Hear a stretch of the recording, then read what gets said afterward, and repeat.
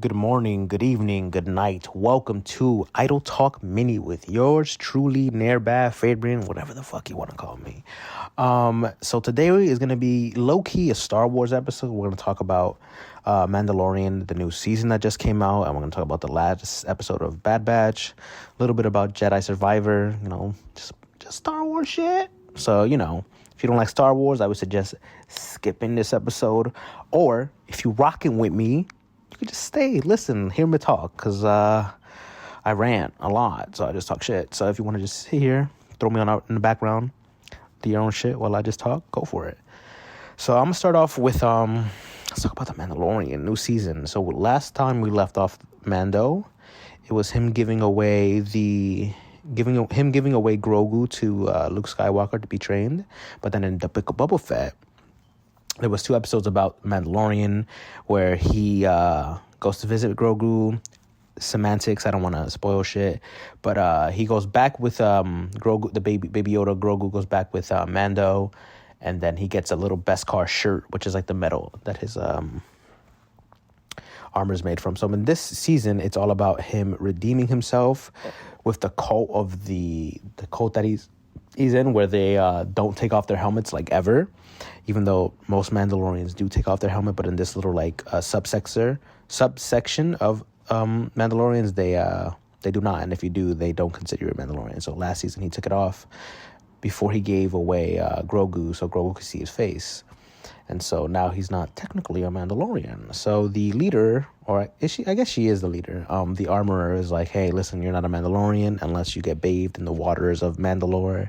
But the problem is the planet got blown up by the Empire. So this whole season is going to be about that journey, and like it's good. Like I like it, but I just don't think it hooked me as much as like Mandalorian season 1 premiere or the season 2 premiere. I feel like those hooked me more, but it's still a good episode. It's just I'm not hooked yet. Like I'm not like craving more episodes. I'm like, whatever, it'll come out when it comes out and I'll watch it. So yeah, but it is good. I enjoyed the episode for what it was.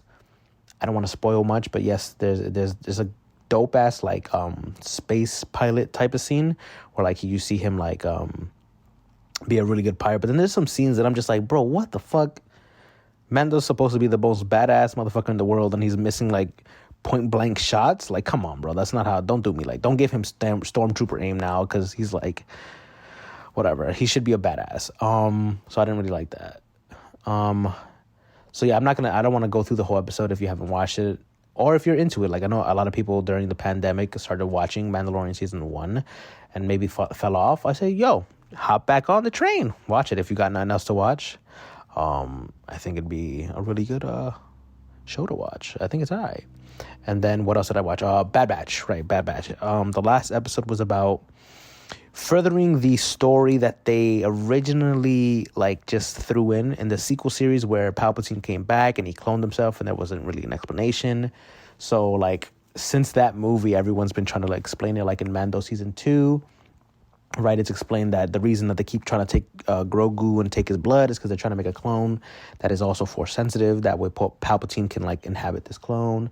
And in this episode of the Bad Batch, you see it again where it's also like a deep cut, because if you watch the original Clone series, there was a very obscure like episode where like there's a really big like Godzilla, it's called the Zilla monster, is attacking Coruscant, and basically in that episode they beat it, they capture it, and then Palpatine is like, oh, we're gonna cage it in Camino and whatever. So in this episode, it like years later, it pays off that like they did take the monster and then they cloned it to make another monster, and it shit's crazy because it like gets stronger the more energy and shit it is.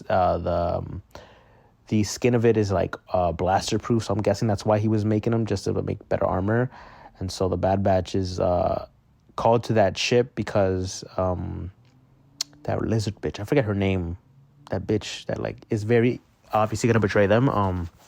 That lizard bitch is being like, yo, there's a ship, easy, like, loot, go for it.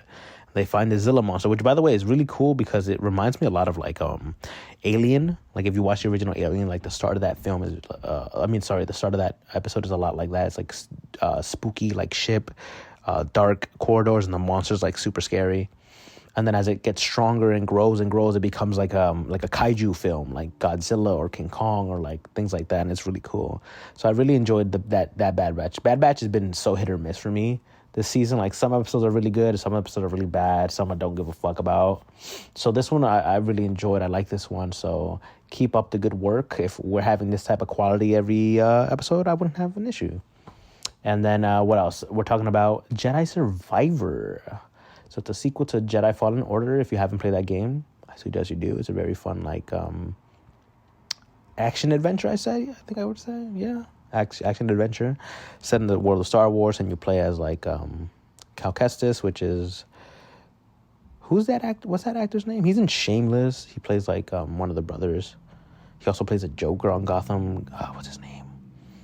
I think it's Cameron Monaghan or Moynihan. Something like that. But he plays Cal, and then this one, the gameplay looks sick, bro. I've been watching gameplay, so I'm really excited for that. Now that I've 100% of Hogwarts Legacy completely done, I still have to do like walkthroughs to get the platinum, like other walkthroughs for the other houses to get the platinum, but I'll do that whenever I do that. I'm still playing Overwatch 2. Love that game. Despise that game, but you know. So yeah, it's really fun. I'm looking forward to Jedi Survivor. And yeah, this is 5-6 minutes of, me talking. Thank you so much for listening. Appreciate y'all for rocking with me. I rock with you. Love y'all and peace.